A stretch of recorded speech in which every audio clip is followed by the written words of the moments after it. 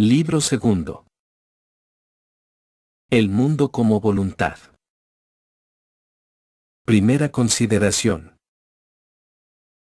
La objetivación de la voluntad. Nos habitat non tartara, sed ene sidera coeli. Spiritus in nobis qui viget, illa facit. Inicia traducción latina-español. No habitamos ni en el Tártaro, ni en los astros del cielo. El espíritu que vive en nosotros, eso lo hace. Termina traducción latina al español. En el primer libro hemos considerado la representación pura, es decir, solamente en relación con su forma general. Sin embargo, la representación abstracta, el concepto, la hemos estudiado también en su contenido, en cuanto que su substancia y su significación le viene únicamente de la relación que la une con la representación intuitiva, sin la cual no tendría sentido ni contenido. Quedamos, pues, frente a la representación intuitiva sola, y vamos ahora a ocuparnos en conocer su contenido, sus determinaciones exactas y las imágenes que nos presenta. Procuraremos ante todo precisar claramente su significación, pues de ordinario no se hace más que sentirla, sin comprenderla bien. Esta significación es lo hace que las imágenes que aquella nos ofrece no desfilen ante nosotros como cosa ajena e insignificantes, sino que nos afecten directamente, que las comprendamos y que ofrezcan para nosotros un interés que nos absorbe por entero.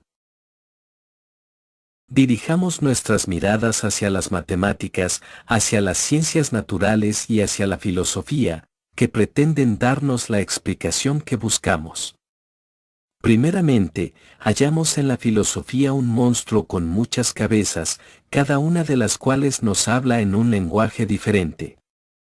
Sin embargo, no están discordes todas sobre el punto de que se trata, sobre lo que significa la representación intuitiva, pues salvo los escépticos y los idealistas, los demás mantienen entre sí, en sustancia, la suficiente armonía para hablar todos de la representación como de algo que tiene por base un objeto. Este objeto, aunque diferente de la representación por su esencia y por toda su sustancia, se le parece, al menos, según ellos, como una gota de agua a otra. Mas nada ganamos con esta explicación, ni nos ayuda a distinguir de la representación semejante objeto. Vemos, por el contrario, que los dos son una misma cosa, puesto que todo objeto supone eternamente un sujeto, y por consiguiente continúa siendo representación. En efecto, hemos reconocido que la cualidad de ser objeto pertenece a la forma más general de la representación, y que ésta consiste en la división en sujeto y objeto.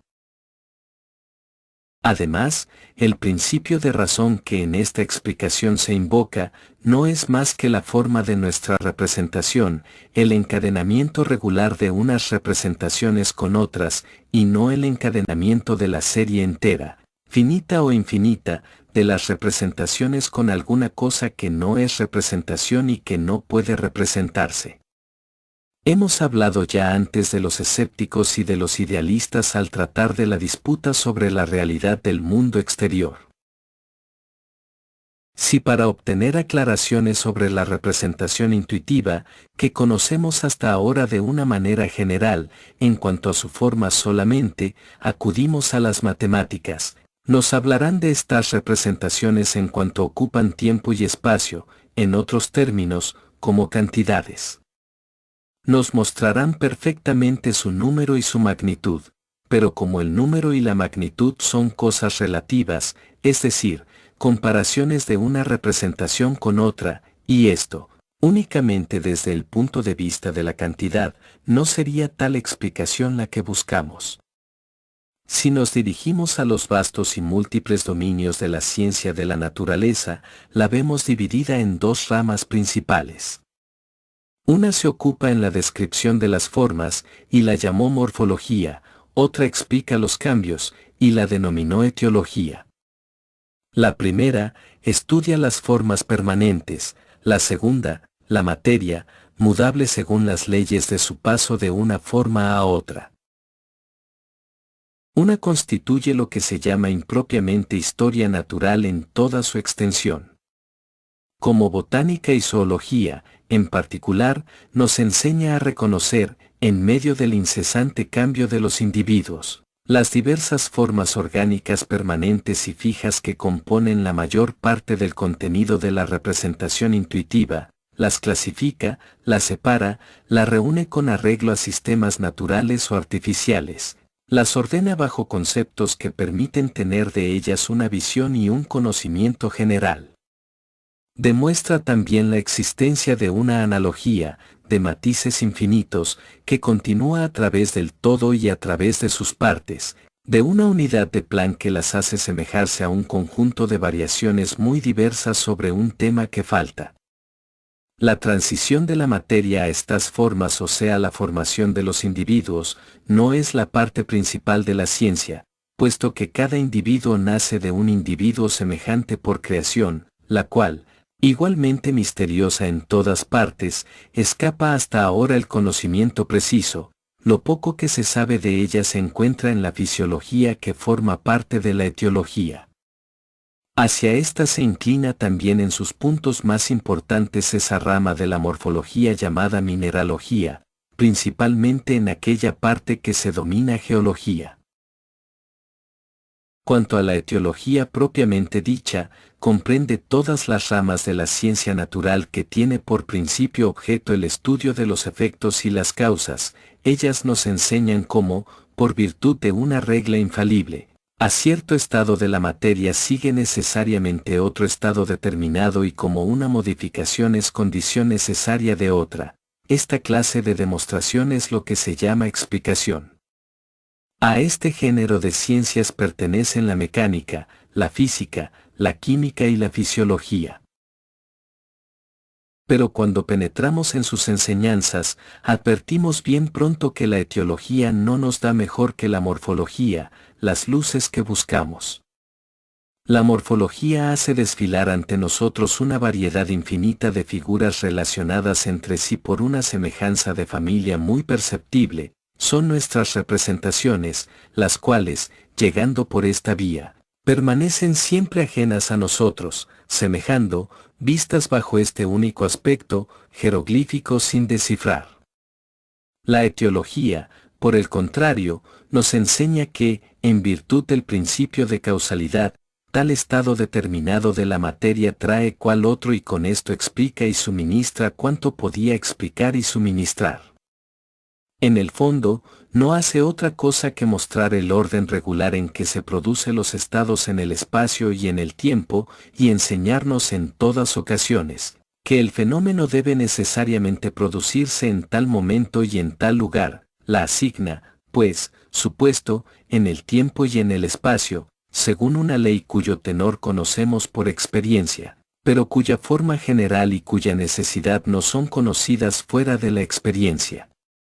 En más con esto no conseguimos la menor noticia sobre la esencia íntima de cualquiera de esos fenómenos. Esta esencia, cuya explicación no entra en la esfera de la etiología, recibe el nombre de fuerza natural, y la inmutable constancia con que se produce la manifestación de tales fuerzas siempre que se presentan las condiciones a que obedece se denomina ley natural. Pero esta ley natural, estas condiciones y esta producción de un fenómeno en lugar y tiempo determinados, es todo lo que conoce la etiología y todo lo que puede conocer.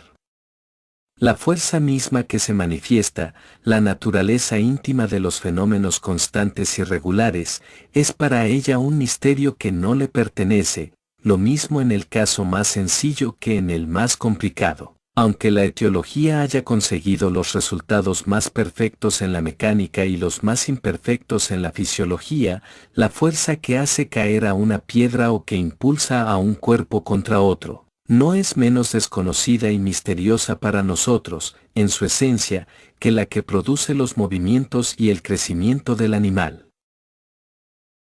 La mecánica considera inexplicables las materias, la gravedad, la impenetrabilidad, la comunicación del movimiento por el choque, la rigidez, etc., las denomina fuerzas físicas y a su aparición regular y necesaria, en cierta condición la llama una ley física. Después de esto comienza sus explicaciones, que consisten en indicar con la fidelidad de las matemáticas cómo, dónde y cuándo se manifiesta cada fuerza y en atribuir cada fenómeno que encuentra a una de esas fuerzas. Otro tanto hace la física, la química y la fisiología en sus esferas respectivas, con la diferencia de que contienen muchas más hipótesis y suministran muchos menos resultados. Por consiguiente, la explicación etiológica más perfecta del conjunto de la naturaleza no sería más que un catálogo de fuerzas inexplicables y una enunciación fiel de la regla según la cual sus manifestaciones se suceden y se reemplazan mutuamente en el tiempo y en el espacio. En cuanto a la esencia de las fuerzas que así se manifiestan, como el principio de la etiología no conduce a ella, tiene que dejarla ignorada y contestarse con los fenómenos y su orden. Se podría comparar esto a una cortadura hecha en un mármol. El corte mostrará una infinidad de venas dirigidas en el mismo sentido, pero no permitirá ver su curso interior hasta la cara opuesta. Me permitiré emplear otra comparación, demasiado cómica tal vez, pero mucho más expresiva.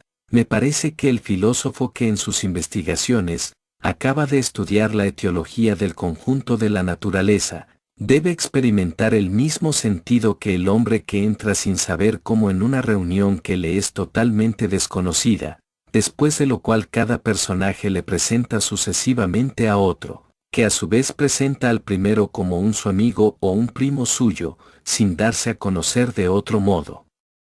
El hombre en cuestión, mientras asegura a cada presentado que celebra mucho conocerle, tendrá constantemente en los labios esta pregunta: ¿pero cómo diablos me he metido yo entre esta gente? Así, pues, la etiología no puede suministrarnos nunca la explicación apetecida de los fenómenos que conocemos a título de representaciones, explicación por la cual podríamos avanzar en este conocimiento. Antes y después de la explicación, los fenómenos permanecen en el estado de representaciones puras, cuya significación no comprendemos y que nos son ajenas. El encadenamiento causal no nos enseña más que la regla y el orden relativo de su aparición en el tiempo y en el espacio, pero no nos da a conocer mejor lo que así aparece. Además, la ley de causalidad no es valedera a ella misma más que para representaciones, para los objetos de una clase determinada, cuyo dato previo es lo que le da significación. No existe, pues, como le sucede los objetos mismos, más que en relación al sujeto, luego es condicionada. Por eso puede ser reconocida partiendo del sujeto, es decir a priori, lo mismo que partiendo del objeto, o sea a posteriori, como lo enseña Kant.